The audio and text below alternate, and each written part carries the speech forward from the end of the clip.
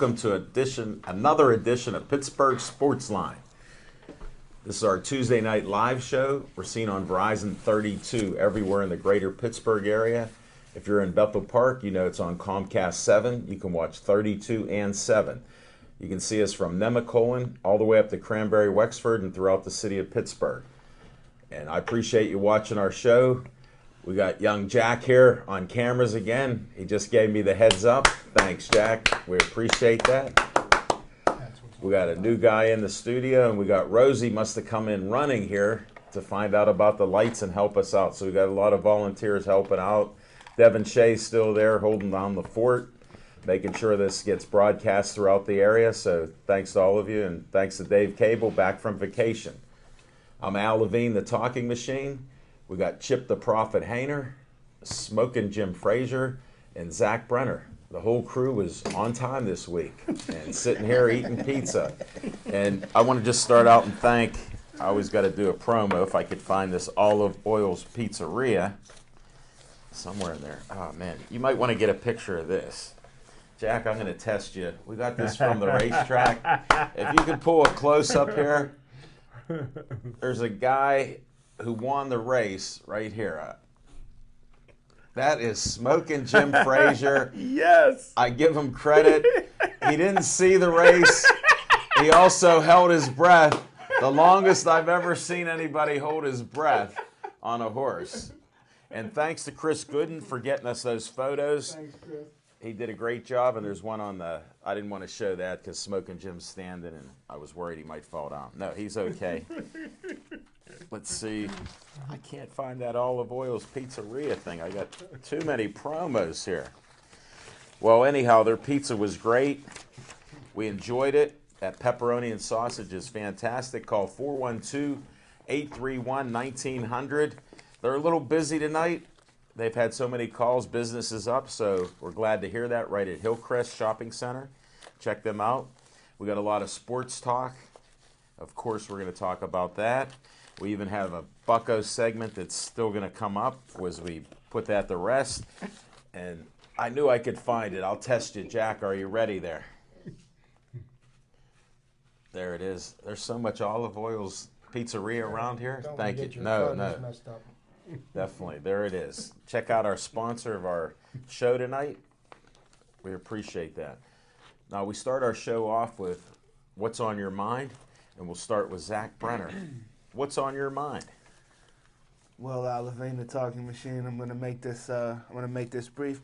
Smoking Jim, I don't know how much you paid attention or didn't pay attention at Cal University, but this is your standard light switch. Okay. I'm gonna make a demonstration here. It was on. This represented the Pirates in the playoffs, and then you just flick this down, and it was off, and the Buccos are out. And that's all I'm gonna say about that. Okay, let's the go hat on. that I wear. Smoking Jim Frazier, what's on your mind? I wasn't done yet, Al Levine. Oh, I thought that was your short. Thank you, Zach. No, I never keep it short like Smoking Jim. I also have a hat on tonight that I want to remind all the North Shore folks who's the division champs. Most recently, the Pirates haven't won a division title since 1992. So there's always hope. Better luck next year. Go get them, Bowies. But what's really on my mind is the Pittsburgh Steelers. Last night, I couldn't believe the gutsy call to run the Wildcat with 5 seconds left on the goal line. If had that not gone right, I don't even know what the mood of the city would be today right now. But it did go right, and Le'Veon Bell got just enough across the goal line to secure the victory. I predicted a 27-20 win for the Steelers last night at the Park Place at Pittsburgh Sportsline on location, but the final score was 24-20. So I was slightly off, but the outcome was the one that I was looking for. But huge shout out to Big Ben for calling up a 72-yard bomb to Marcus Wheaton from Michael Vick. I guess there's a little bit of arm left in the Virginia boy. And that's what's on my mind tonight, folks. Great job. Thanks, Zach. Smoking Jim, I've never seen you this happy. That's my man, Lil Z. No, I think it's about the Pirates, but as everybody knows, I'm not going to say a word about it because their reputation's not hard-earned. It's just simplistic. Now we'll go to Smoking Jim Frazier. What's on your mind? Thanks, Al Levine, the talking machine. And if you want the green, 72 you yards. got to see Levine in my old Back high at school me. option days. When? I heard you there weren't even go. a running back. There you We're go. trying to dig into that. But what's on my mind is a couple things, just get out of the way. Real honored to be part of a weekly show on Channel 11 called Championship Chase. Comes on at You all right, Zach? 1:30 in the morning on Saturdays on Channel 11, and also at 11 in the morning on PCNC. So now you can see Smoking Jim on Pittsburgh Sports Line Tuesday through Saturdays, and Channel 11 on Sundays. And the only thing now is if we can get a show live on Monday night, and that'd be 7 days a week we'd be on TV. A little interruption. Don Campiti has said he's seen our show at 11 a.m. Mondays. See, there we go, 7 days a week. And I was going to say, if anybody can do a live show, Al Levine, the talking machine, would be able to handle that. Best interviewer I ever seen, radio or TV. But I'm still not going to ease up on you because of the Pirates. But what's on my mind? What's really on your mind? But what's on Yeah. my mind is high school football, and want to give out the Pittsburgh Sports Line Player of the Week. I'll go through the honorable mentions. First honorable mention has to go through a guy from Bentworth High School, Ethan Touche. He ran for 329 yards, 6 touchdowns, in a win against California, PA. Second honorable mention goes to quarterback from Bethel Park, Levi Matheny. And he threw for over 200 yards and ran for a couple of touchdowns in a loss. 277 yards in a loss against Mount Lebanon, but Bethel Park's playing real well. Third honorable mention goes to the entire South Fayette High School football team for 37-0 victory over Steel Valley. Can I get the DVD? I tell you what, I wish I'd have been at the game. Did Steel Valley even pinch them? But South Fayette must be for real. But my player of the week, and I told you guys before that this player, before I even ever seen him play, I said he'd be the best quarterback ever come out of this area, better than Marino, better than Terrell Pryor, better than Jim Kelly. And his name is Joe Montana? Way better than Joe. Whoa. His name is Phil Jakovic from Pine Ridgeland. Ran for 233 yards, passed for 258 yards in Pine Ridgeland's victory. They're still undefeated. This guy is 6'5.5", and he's probably be an All-American in basketball and football. So probably best football player since Tommy Clemens and basketball player to come out of this area. And that's what's on. Everybody will be recruiting him. Everybody in football and basketball. Wow. You're talking about the best quarterback, even better than Terrell Pryor. Is that the same Terrell Pryor that can't get signed by anybody? Just wanted to You had to bring up his credibility factor. Terrell Pryor was the #1 high school football player in the country when he was a senior, and this guy will be better than all those guys I mentioned for high school. I trust your insight, Jim. Thank you, sir. And that's what's on my mind. Thank you, sir.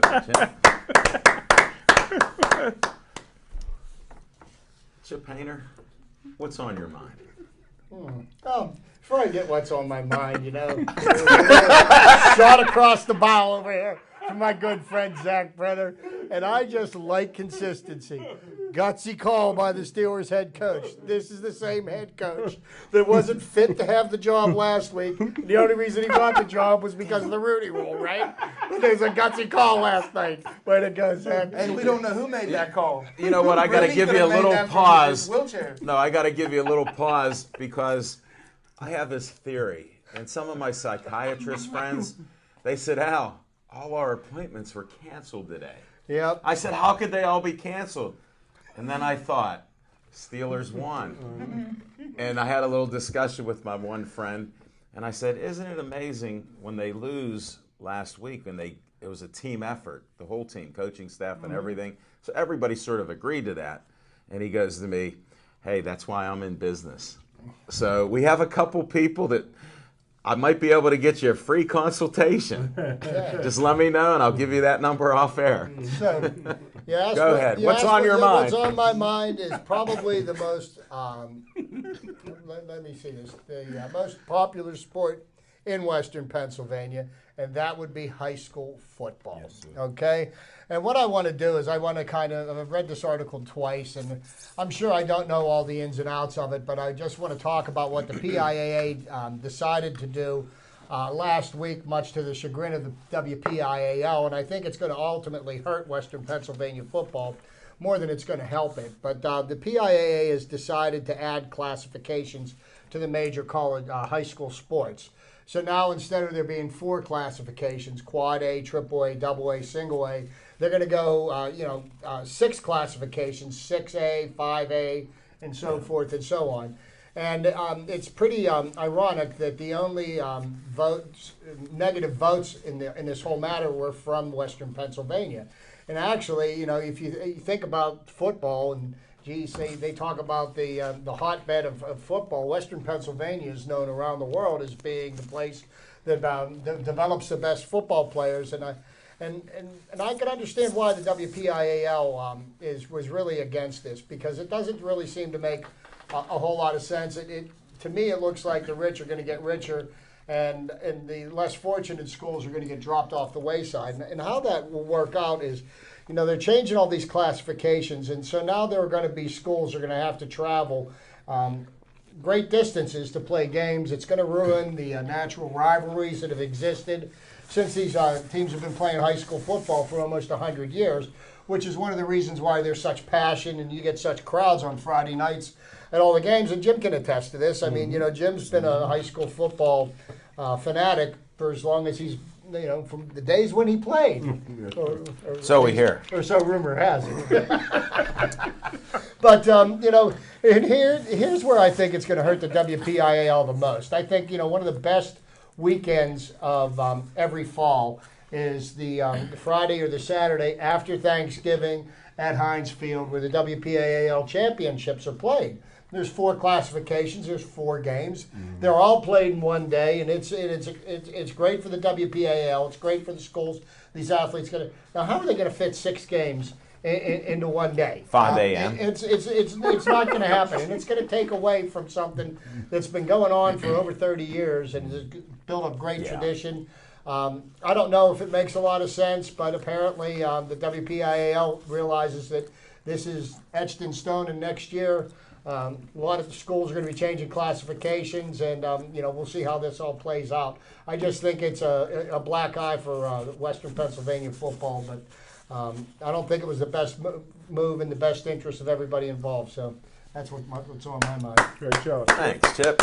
Appreciate you going in depth. I agree with you. In depth on the politics of sports. So it happens. Mm-hmm. What's on my mind is we got a nice fall day today. Football's running rampant in Pittsburgh. We're all happy. Numerous reasons, as my co-host mentioned. What I'm excited about is the Penguins are at home, looking for their first win. Now, hopefully I get a report on that. I didn't hear anything on the score since they started at 7 o'clock. So I'm eagerly waiting. Since my smartphone, I can get that at any time. I'll have to check. Oh, Chip, I got those updates. Hey, I can check that. Can I interrupt you for can just interrupt a me. minute? Well, What's I'm just going to happy. happen first? The Penguins get their first win of the season, or Sidney Crosby takes his first shot on goal?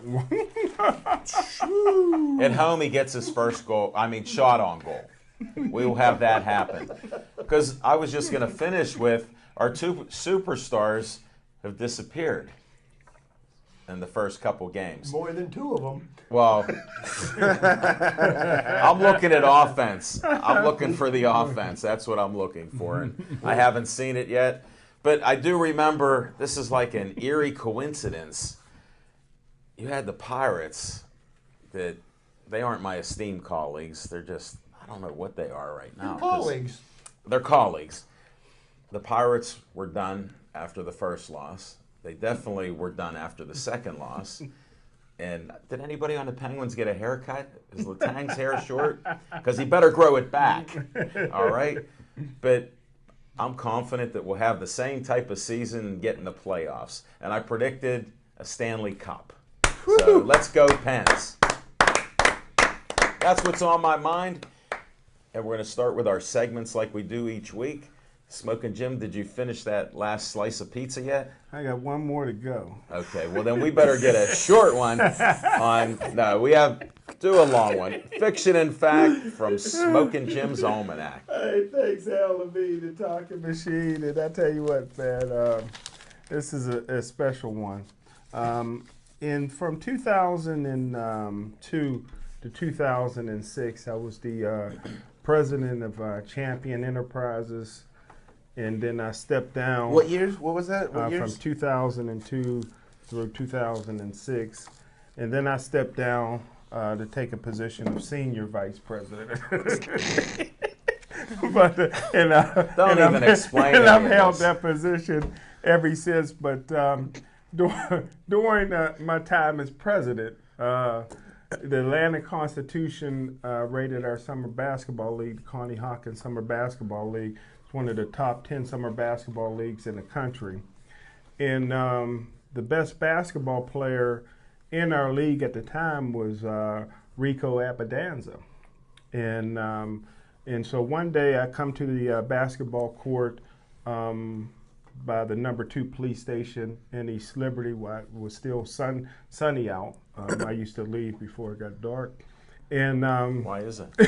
And find his way back in Monroeville. I wanted to beat the traffic. Batman wanted to get out of there, but that's not unusual. But somebody whispered to me that Jason Williams was here, and I was thinking it was Jason Williams that killed his limo driver. So I thought I'd be leaving the court earlier, and I looked down and I see this white guy with a baseball cap on and this white chocolate, and couldn't have been a nicer guy. The first play of the game, Jason Williams, from the top of the key at the opposite end, throws a behind-the-back pass for a layup 3/4 of the way from the court, put on an absolute show, played a few times in our league because at the time he was dating a girl from Brentwood and ended up marrying the girl from Brentwood, and we all know there's great people in Brentwood. Yeah, Bill Boyce, my dentist, Frank Capetta, and my great friend, Chip Hayner.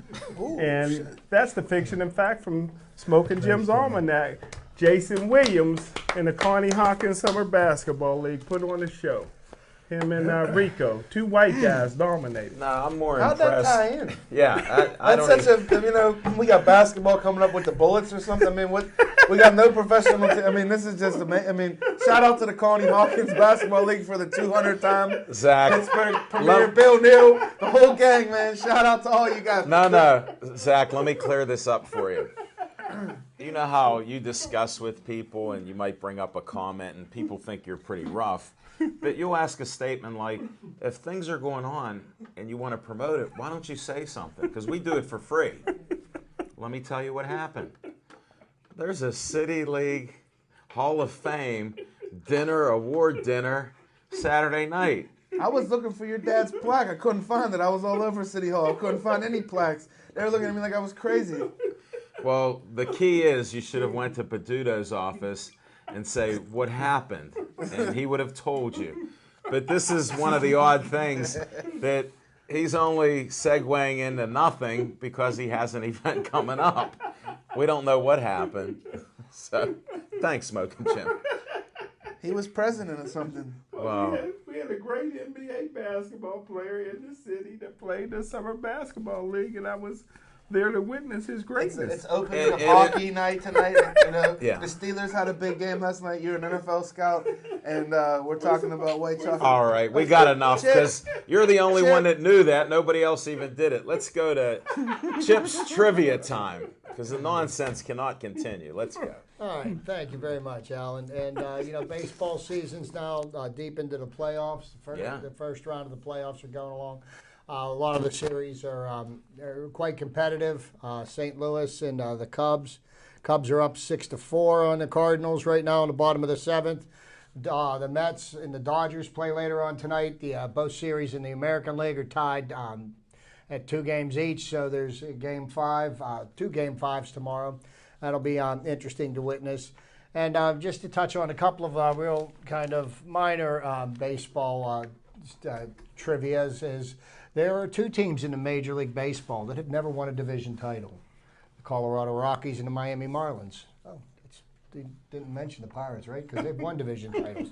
Okay, and also we talk about pitching, and after watching Jake Arrieta dismantle the Pirates batting lineup Wednesday night, it brings into my thought no hitters. No hitters is like the ultimate achievement by a starting pitcher. And there's only one team in Major League Baseball that has never had a no hitter pitched by one of its pitchers, and that would be the San Diego Padres. But that being said, today is a day of pretty significant event in Pittsburgh sports history happened 55 years ago today. We'll mention that a little bit later, but that got me thinking about walk-off home runs, okay? And I thought, well, geez, walk-off home runs, those are a dime a dozen, I mean, how many times did we hear that happen over the course of this season? So what I did was I narrowed my search down to World Series walk-off home runs, and I was able to come up with a list of the top 10 of all time. Really? Okay, so I'm going to start with number 10. Number 10 was by Dusty Rhodes in 1954, played for the New York Giants. In Game 1, he hit the first walk-off homer ever in World Series history. I thought he was a wrestler. No. Not that dusty. Not that dusty. Tommy Henrich, that was in the National League. Tommy Henrich in 1949 for the New York Yankees. Game 1, walked it off with a home run, so gave the Yankees a 1-0 lead. Number 8 on the list happened in 1957, and this was in Game 4. Eddie Matthews of the Milwaukee Braves hit a home run to tie the series against the Red Sox, 2 games to 2. The next one is a person that I could just ask Jim at any time. What are his statistics? What's his name? And who did he play for? Derek Jeter, 2000. The New York Yankees in Game 4.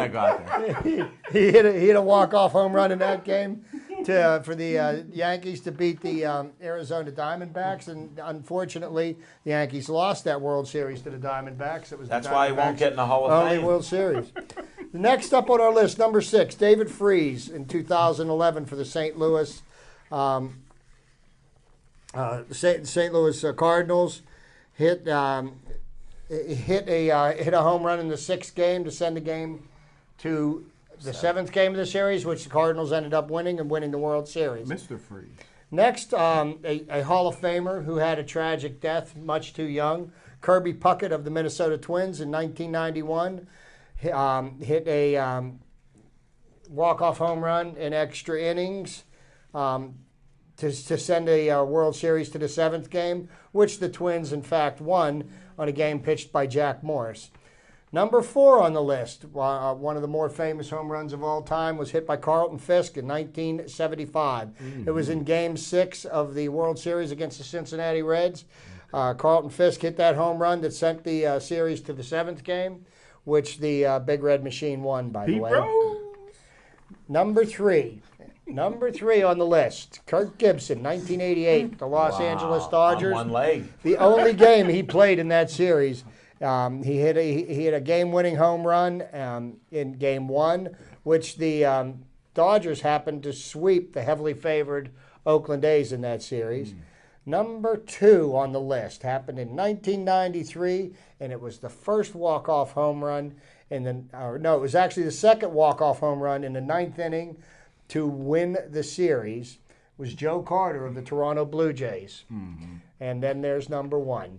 The first ever walk-off home run in the 7th game of a World Series to win the world title. First batter up in the bottom of the 9th inning. Bill Mazeroski jacked one out at Forbes Field for the Pirates World Championship 1960.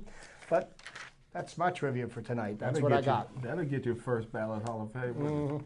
Well, he wasn't a No, first it ballot. didn't.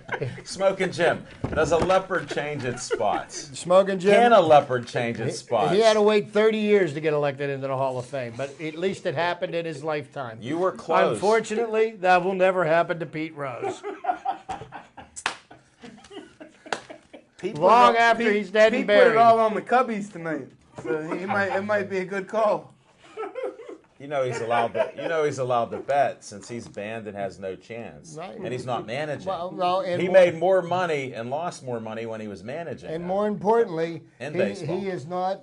He has no duty to perform in any of these games, so this can't, hurt his banishment. Exactly. This just only adds to it. And his wife still tells him to stay out of the hall. With Skechers. All right, now that we covered that segment, let's go to Z time because I know it got to be something with NASCAR. Nah, we're gonna stray a little bit away from NASCAR. and What? touch it- we're Your gonna boys touch a in the little biggest bit- race of the year. We're gonna touch a little bit more on the high school. I was gonna talk about it and what's on my mind, but I saw Chip had an article there, and I just let it go until It was my turn. So basically, what it boils down to, folks, is a little bit more in depth than what Chip was talking about. Is some folks over on the eastern side of the state where there's a couple powerhouse teams, but nowhere near as many as in southwestern Pennsylvania, have got together and they've gotten very high positions in the PIAA. And part of what's bothering them is that there's something about playing at Heinz Field that is more appealing into most of our kids in southwestern Pennsylvania. Why wouldn't you want to play at Heinz Field? So basically, these guys out east are really jacked about the fact that we really put going to Heinz Field, up there in this side of the state. So what they want to try to do is they want to try to level the playing field and hammer us where it hurts and kind of diminish the value of playing at Heinz Field. And they want everybody to go to Hershey. And I don't know if any of you guys know about Hershey, but in the time of the year when they play the state championships, sometimes the one year I was there, it was waist deep in snow. So it's not the most easiest thing to get to watch the state championship game. So I think if it's not broke, don't fix it. And there was no reason for the PIAA to institute this or do anything like this other than to kind of hurt the one out of the 12 districts, which is the WPIL. And I'm completely against it, and hopefully that there's some kind of intervention between now and the start of next season that overrules it. Well, the two districts that voted against it was District 7 and 8, and that's those are both in Western PA. And District 8, I believe, is the City League. They voted against it, and then the three directors for the WPIAL voted against it as well. Go ahead, Jim. Well, for me personally, I think they can still play the games at Heinz Field. All you have to do, you can still play 4 games at Heinz Field. Just knock off the Class A and Class AA, send them over to Couple Stadium. Spoken Jim, that's why you're not president anymore of anything. That That go vice over real president thing isn't going too far either. Because whoever's in charge of your PR gave you no literature or anything else. Zach, was that it, or we got more? Well, and also touching on high school football, you enjoy victory. When you get the W, and when you lose, you take it, on the chin for days to come. And we came up short on Root Sports, Still Valley, on Friday Night Lights, 37-0. But South Fayette's the reigning state champion. So if the PIAA wants to, make that the what, then we lost to the defending state champions, and we're 5-1 now, and we're coming for Keystone Oaks. Where was the game played? Still Valley. But you know what, though, Zach, we like to tease one another about each other's favorite teams and everything. But Steel Valley's got no reason to hang their head. Yes, they do. No, I will tell you what, they got beaten by a much better team with better athletes, better coaches. But there's there's one startling. You know what? There's a better. Why can't we all get along? For crying out loud, why can't we all get along? I think there's one thing that we could all agree to. When your bread and butter is your running back, Murray, they didn't do a good job, Coach Still and Still Valley, in showcasing Murray and finding ways to get Murray the ball, every way they possibly could. So, so they lost. So on to the next one. And well, one comment on that: you do try to get your players in a good position, but we had the Steelers about 2 weeks ago. They were in that position. They had a lead. So with your running back, no disrespect against any of these kids, they do work hard.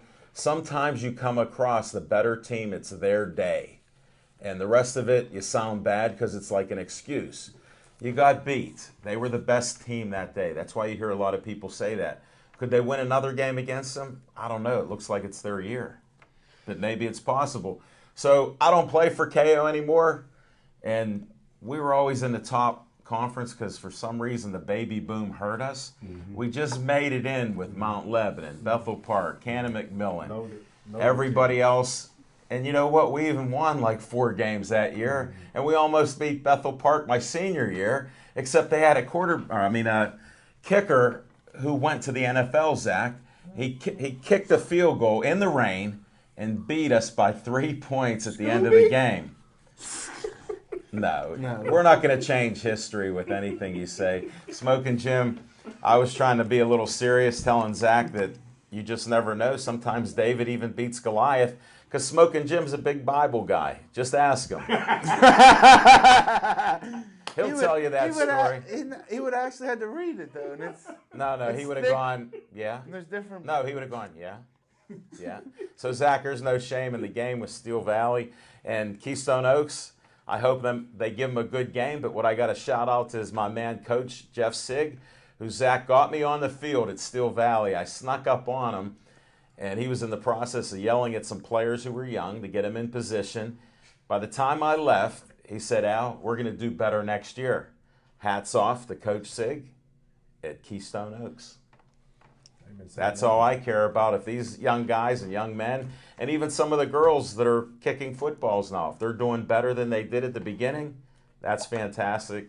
And not everybody's a superstar on every team. I know Smoking Jim was, but look at him now.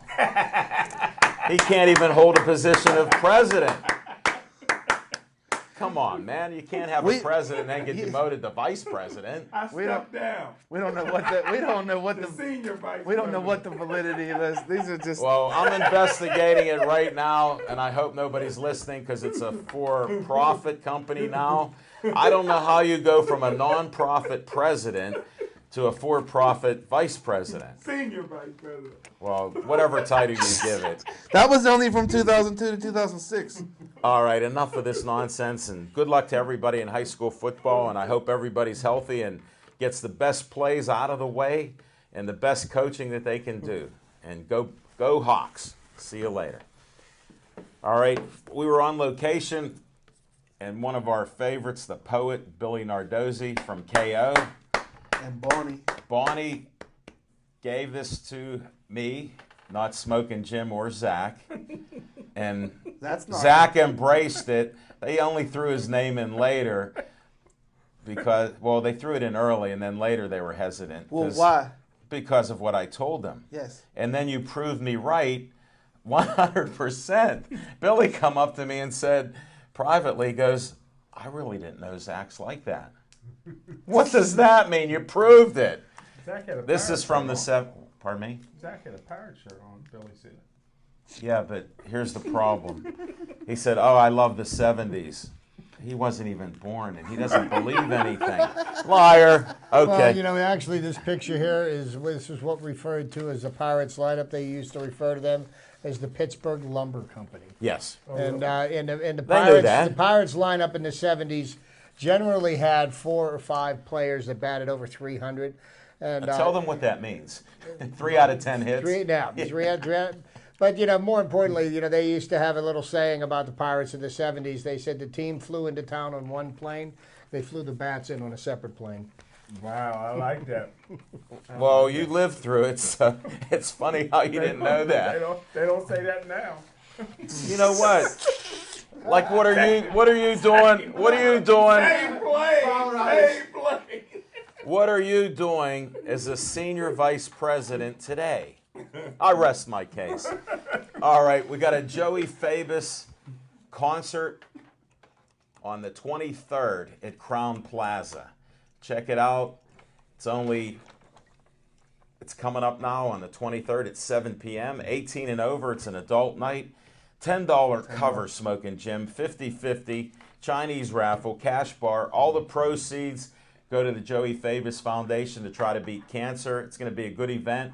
I'll be up there filming some of the event and getting some interviews. Can't wait to help out. Stay Joey strong. We appreciate it. Is that the land, that land that would be there? Excuse me? Okay, lantern. Are you reading long distance? A jack-o'-lantern. Smoking Jim, I don't know whatever you did today. We did miss you at a networking event Oh, I today, missed it too. but you did not. But the food was good. You guys shouldn't lie right away. At least pause when you make an answer like that. It's like you predetermine it. It's tough. Pets for Vets. Let's check that out. Janine, I've done this a couple weeks in a row. Go to their website, find out more about this and helping our soldiers, men and women, after they come back from all the wars we're fighting in. So thank you all the servicemen, and thank you for the pets for helping them. Pets for Vets. Now, Bethel Park, we have our scholarship fund. I'll get you this. Jack, you are doing one heck of a job pulling in these close-ups on here. Thank you. All right, and that was the voice of Jack, if you heard it. We have the Zombie Walk, the second annual Zombie Walk 2015, Saturday, October 24th, 4 p.m. Try to arrive at the high school parking lot by 3:45, $10 for each person. Children under 10 may walk and have a costume for free. It's a fun event. Last year, the zombies attacked me. It's on film. You can see it. I hope it doesn't happen this year. We have rumors that Bethany Montecalvo will be there and her holistic bunny friend, Jamie Molinaro. So they're supposed to be bringing makeup, and if you need some makeup, they may help you, Smoking Jim. I told him he won't appear. Don't worry. So we got that out of the way. Well, we had a great show last night at the Park House. Yes, sir. A lot of great guests. I want to thank them for coming out. We had the Hug Master, Greggy, come out, gave Zach Brenner one of the best man hugs I've seen after a Steeler victory. It helped, man. It helped. He needed it because he felt so down about what I said about the Pirates and him. He didn't know what I meant, but he found out. No, he didn't find out later. He doesn't read. But that's okay. These are all opinions. And my opinion is they are still the same, no matter what they said after the first loss.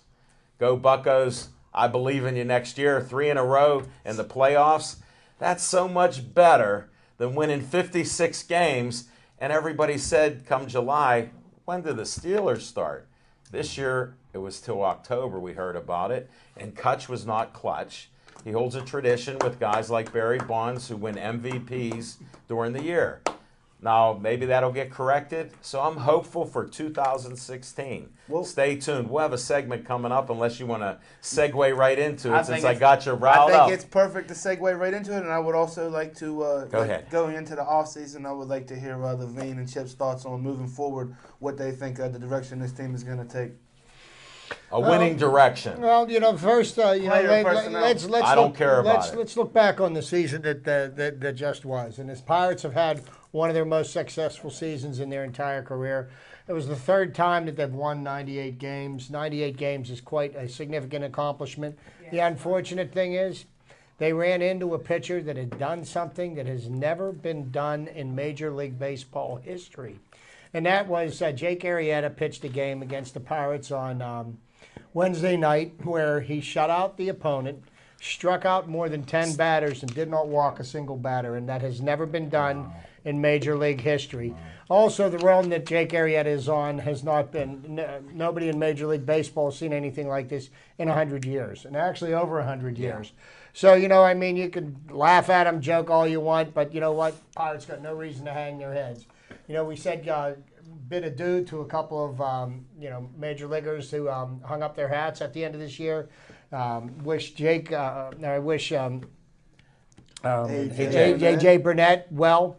He helped instill the winning attitude in the Pirates when he came over here from the Yankees in 2012, and he showed a bunch of young ball players with a lot of talent how to win. And he played hurt. He played He hurt. played with some damage to his arm that he had to withstand pain all the time, and he only missed a couple games. And he showed these young players how to be a professional Major League Baseball player and what it takes to win. Then you had Aramis Ramirez, who completed the circle. Started out as a Pirate prospect, played the first 5 years Was with a the good one. Pirates, and then in a salary dump, the Pirates traded him away, and he finished his career here, and he did everything that was asked of him when he came back to the Pirates. He became the cleanup hitter that the Pirates desperately need to find this offseason. Now, speaking about what's going to happen with the Pirates moving forward, as unfortunate as this may be to a lot of people to hear, unfortunately, I think we've seen Pedro Alvarez play his last game for the Pittsburgh Pirates. Pedro has a lot of potential. He was the top home run hitter as a team in the last 3 years, but his defense is just too much of a liability for the Pirates. I think what the Pirates are going to try to do is they'll try to make some type of a trade, probably to an American League team, DH. where he could be a DH. But you got to package up some Young type talent. of prospects. I honestly think they should try to get some type of major league ready ball player. We do need to fill that first baseman position. We've got too many bit players, and we need an everyday first baseman. You look at in our division, you look at Joey Votto of the Reds. He's an all-star first baseman. You look at Anthony Rizzo for the Chicago Cubs. These are guys that play every day, and they're solid first basemen. They're solid in the field. They bat against righties. They bat against lefties. You can't just have a first Specialist, baseman yeah. that can only bat against right-handed pitchers. Can I So, ask you a question, Chip? go ahead. The whole time, the Pirates, and I'm a Pirate fan. Pardon me?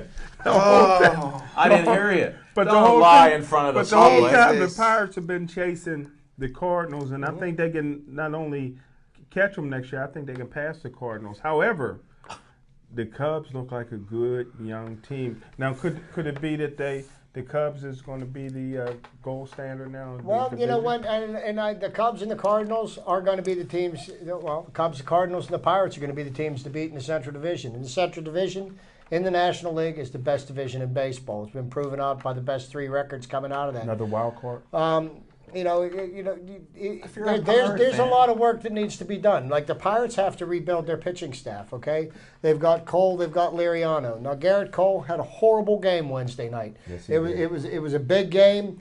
For whatever reason, he didn't have it that night. He got 2 And I don't pitches. know if it would have made a difference if Clint Hurdle would have pulled him earlier and put Liriano into pitch. But that's neither here nor there right now.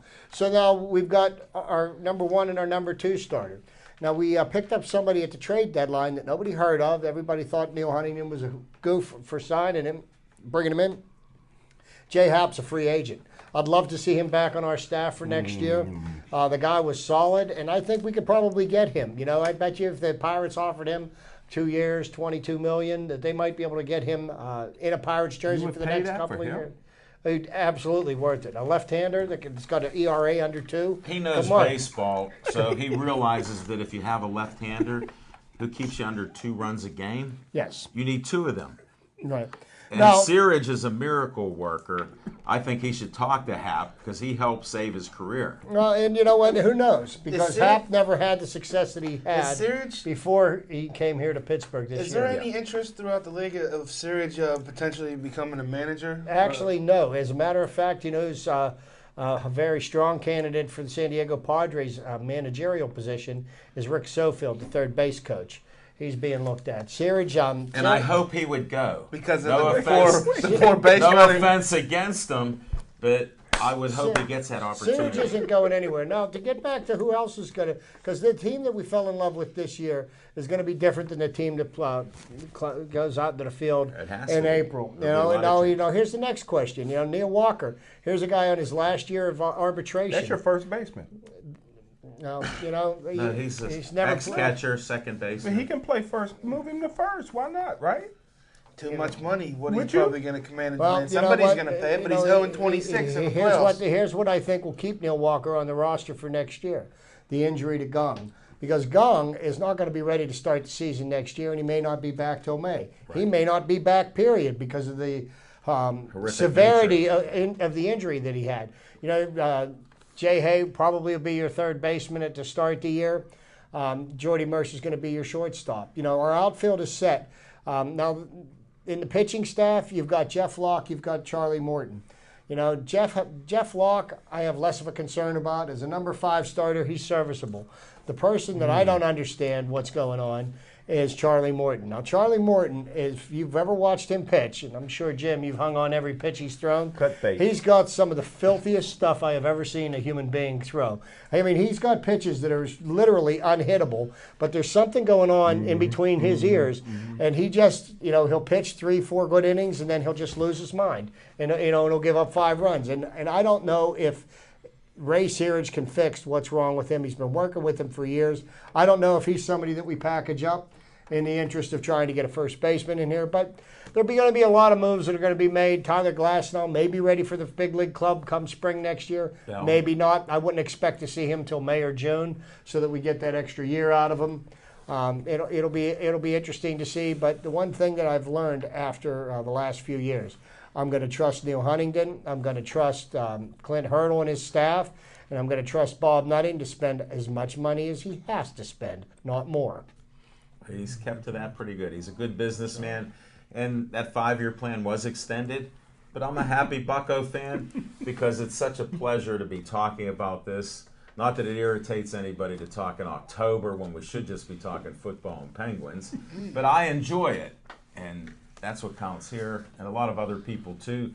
As far as with free agents and everything, you have to have the scouts look at it. I'm sure they are looking at who's coming up. For us to speculate on it right now, you have what's called the fireside chats during the, before spring training and during the winter. And you guys have so much experience with baseball. That's traditional. So that's when you have a lot of these things happen. Well, yeah, there's winter December and meetings. January. Yeah, winter meetings. So you know that. And the talk now is a little bit too much advanced. I'm enjoying my Cubbies. And you know what? When? And always the biggest names and the highest priced free agents are not always the best value. Right. So, that's one of the things that I like about what this Pirates management staff has done. Cheap? You know what? 98 wins ain't cheap, buddy. 98 wins ain't cheap. You can laugh all you want about it, but it is what it is, Well, he's an honest man. Don't worry about that. All right, enough Bucco talk. It was a great season, no matter the naysayers. Who cares about people choking? Hey, man. They choke on the Steelers daily, by the minute. Speaking of Steelers, you know what? We got coaches that are so out of control as a head coach. One week he can make a decision that's one of the worst in the history. He should have let the kicker kick the ball. Or how about you have Bell run a play because you lied to us? We have a full week to get Vic ready. Everybody that I talked to said, what's he mean by a full week? I go, nothing, because it's a Thursday game. Now we went past that, and we see Big Ben. Here's what gets me. I listen to the players because the interviews, they're excited, they're happy. He come out and said, without Big Ben on the sideline as a coach, we wouldn't have won the game. Do you know how disrespectful that is? You have their buddy Tomlin right there going. But, I listened to the interview with Roethlisberger today. And I listened to the interview with Mike Tomlin. And Mike Tomlin said the play that they hit on with Marcus Wheaton was a play that they'd practiced at least 3 or 4 times during the week, and it was a play that they had discussed. Ben's input was included in calling that play. But here's the thing, we talked last week about how Mike Tomlin's clock management is horrible. And, when we played the Ravens, who was it, John Harbaugh, had the referees put 4 seconds back on the clock. And that extra 4 seconds made a difference in the game, gave them enough time to tie the game, which ultimately led that to overtime. Well, last night on a winning drive, somehow 18 seconds disappeared because somebody let the clock run when it shouldn't have been running. And guess what? Not a single person on the Steelers sideline, their coaching staff, in the press box. The only people that saw that were the people that were the 30 million people that were watching the game. The announcers missed it. That is a horrible mistake to not being paying attention to the clock enough. And thank goodness Le'Veon Bell scored a touchdown. Because had he not, we wouldn't have been able to tie the game because there was no time left. Exactly. To do I'm that. sitting at home after our great show at the Park House, and I'm watching the game, and I see them walking on the field, and the clock's moving. I'm like, this is a Homer thing. I'm going Homer. Nobody's listening. Yeah. And I didn't know how many seconds. And I knew it was 10, 15, maybe more. I thought more. I thought they were in Foxborough. But it's like What are your coaches? You have 20 coaches there. Is anybody paying attention to the actual game instead of patting guys on the back and telling them you can do it, way to go? But all in all, I mean, Cheerleaders. the offense struggled.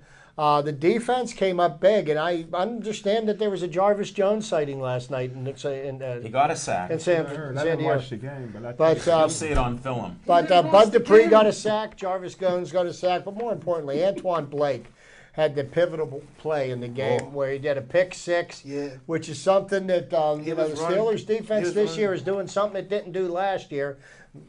Actually two things that it wasn't doing last year: sacking the quarterback and getting turnovers. And it's making a big difference in the game. The offense tripped and stuttered and stumbled, but you can also thank the special teams for putting the offense in such a hole all game long. I think it was 4 consecutive punts where it was called back for blocking in the back or holding one penalty after another. One penalty after another. And that leads me to my one last thing: is when are we going to hear Antonio Brown go off about not getting the ball? He is in the locker room. You can tell. He's not. You can tell what he's like. Hey, he listen. wouldn't get an interview with Zach Brenner. No, Devin Shea asked him. Let's keep it, 100 for the record. Devin Shea asked him. I had kind of shoulder bump him as he walked by. I kind of wanted to Well, dump then him why on his didn't head. you ask him? If you can shoulder bump a guy, you could say, "Hey, would you do an I wasn't interview?" shoulder bumping him because he was a classy gent. I was shoulder bumping him because I wanted, I would have liked to dump him on his head and break his arm. But I think we just need to remain calm, folks, because number 7's coming back on October 25th, and all will be well. Well, can I Wait make a minute. He used my line. Remain calm. I heard that one somewhere before. Can I make a bold prediction? You know what? You have 6 minutes and 58 seconds minus 3 minutes. Only need about 22 seconds. And I know my where this favorite one's number. going, but go ahead. And this one's going. You probably do, but a genius is coming to town on Sunday. And Bruce Arians, the Pittsburgh Steelers got rid of Johnny Unitas, and that was the biggest mistake in Steeler history until they got rid of Bruce Arians. 2-time head coach of the year. He's an offensive guru, and I tell you what, they're going to put a half 100 at least on the Pittsburgh Steelers. What's he won? 50 points. What's he won though? I mean, He'll win the game coach, Sunday. I got He'll coach win of the the game year, Sunday. but he doesn't have any championships Jim, without just the Steelers. to put your He'll win credence the in game Coach of Sunday. the Year, okay? I just wanted to tell you how much importance is put on Coach of the Year Well, awards. yes. Okay? Yes. Last year in baseball, Matt Williams was Manager of the Year in the National League. Right now, he's looking for a job. Okay, He we're got going fired in to Washington. talk about the sport people actually watch. But Bruce Arians, the Pittsburgh Steelers have not won a playoff game since Bruce Arians won, and only appeared in one playoff game since Bruce Arians left. And I Folks, tell you what, little disclaimer, we question have is, he's facts opening now. up a can. We got facts. As soon as Carson Palmer gets hurt, man, it's over for Steelers West. He's healthy this week. No, I just want to remind my friend Jim about a little something here, okay? Because Bruce Arians, let's not be deluded, he does walk on water, right? Yes, he does. He's going to split When the it's Red frozen. Seas. He's going to turn water into wine and all this other good stuff. So did But Wisenhunt. Jim Frazier, right here to my left, has stated that the Pittsburgh Steelers offense is probably going to be the greatest offense in the history of the Yeah, with NFL. Big Ben. And that is run by Todd Haley, not Bruce Arians. No, it's run by the offensive coordinator, Ben Roethlisberger, who proved it last night that he's the And coordinator. how crazy baby. is that? How absolutely crazy is that, Levine? That Big Ben is limping around on the sidelines, drawing up plays that win the game. That just goes to show you how Big Ben dwarfs Haley on the sidelines. Just because Todd Haley sleeps in his clothes doesn't mean he's a bad offensive coordinator. Well, just like I got to defend Tomlin because they practice a lot of plays. It's just he has a big playbook, so they don't always get those plays. Ben remembered that play because he saw the field and how they were playing. That's what makes sense. That's what I think Vic meant. Because Tomlin's still coaching the team, and they do practice almost every play, right, that they think they need. Because you do go through it. If you played football, you know they do different scenarios. I mean, Correct, Smoking Jim? I think we could all agree, though, that had Le'Veon Bell not got in, had they kicked the field goal, we probably would have lost that game. Well, And had he Phillip not Rivers got, was- had he not got in, we wouldn't have had time to kick a field goal. But There Well, was no, no way. if we ran it up the center, we still had a timeout. There was 5 seconds on the clock. Let me tell you what but happened. Zach, by the At time- about Started him zero, It at would've about been- it would've zero, been he was zero. stopped. because No, I'm talking about that was a wildcat play that was going out left, off left tackle. If we ran up the gut and he got stopped, there would have been A traditional play. A traditional play. We would have been able to call timeout. I don't think there would have Well, been I mean, enough that's- time. I don't think there would- anybody that's because that you think about it, by the time they optimistic. got the players off there and got the ball set, the clock would have run down. I don't think they would have got the timeout done in time. But that's neither here nor there. But You can always rewrite history when you're after the fact, just like what Tomlin's saying. Hey. They practice that play. hey, you know what? We won. Always. We won. We're going to the Super Bowl. So that's You're all on we're gonna board, say. baby. I'll get the Listen, medication for you same- next to week. The same doldrums that we hear, how the Buckeyes were unfortunate to have the Cardinals and the Cubbies in their division. Hey, listen, the Ravens are in peril right now. The Brownies beat them, 33-30, and the team to beat in the AFC North right now looks to be Cincinnati. You're the Bengals. Until we play them. So Hey, Since he got a Hall of Fame Before we get quarterback. wrapped up here, Alan brought up the fact tonight's the Penguins' home opener, and we're not They're giving losing 1-0. We're not giving any love to the Penguins, but the Penguins have made a lot of changes this year, and we talked about how they brought in a lot of offensive talent, and it's just not panning out. The one thing they're not doing, they've got this kid that they drafted in the second round this year. His name's Spronger. And, they got him for 9 games. They can have him up here for 9 games, and then they can send him back down, and he doesn't lose a year eligibility. And so far, they're having him play 7 minutes a game. Now this kid, everybody says, is a top 6 talent. And what I mean by that, Jim, he skates on one of the first 2 lines. Okay, They're 6 players. There's a center and 2 forwards. Okay, so but they're not giving Now him he a knows chance. hockey. Now he's not skating with the big boys, and we need to find out. What is he ready to play now, or does he need to get more seasoning in the juniors? That's a The good point. defense is suspect. Scuderi is sleepwalking through defense like he was last year. I He think- hasn't gotten any better. And, and the thing I can't understand, nor am I going to sit here quietly and watch, is Sid Crosby needs to shoot the puck. I mean, he does not shot the puck on goal yet in 2 games. What is he waiting for? How do you think you're going to score goals? Evgeny Malkin's has disappeared, but at least he's shooting the puck. Yeah, he Phil is. Kessel's shooting the puck. You He's got got Chris. some beautiful shots on goal. You've got Chris Letang, you've got Phil Kessel, you've got Evgeny Malkin, you've got Sidney Crosby, and you've scored 1 goal in 2 games. It's completely unacceptable. They power got to start outage. poking I like pucks that. in the net. I don't know where that come from, but that power outage is 2 years old on these things. It seems like a continuation of the It is. Rangers series last year. It is. And they better do something quick. I mean, I'm not writing them off Jim, after opening day, wrote the Pirates off. I'm not writing off the Penguins, And but Zach, they need to give right him the credit, ship quick. Stu. He was right. They were done.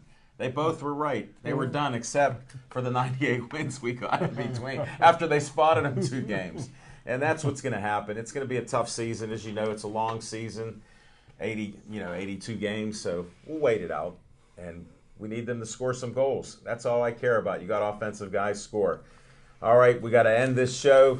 I want to thank Zach Brenner for being on the show, Smoking Jim Frazier, Chip the Prophet Hayner. Jack's been great on the camera. We got 18 seconds, Jack. And I'm just about ready to wind it down. I'm Al Levine, the Talking Machine. Thanks for watching us. Thanks for all those likes. 4863 on the likes. We appreciate it. And stay Joey strong.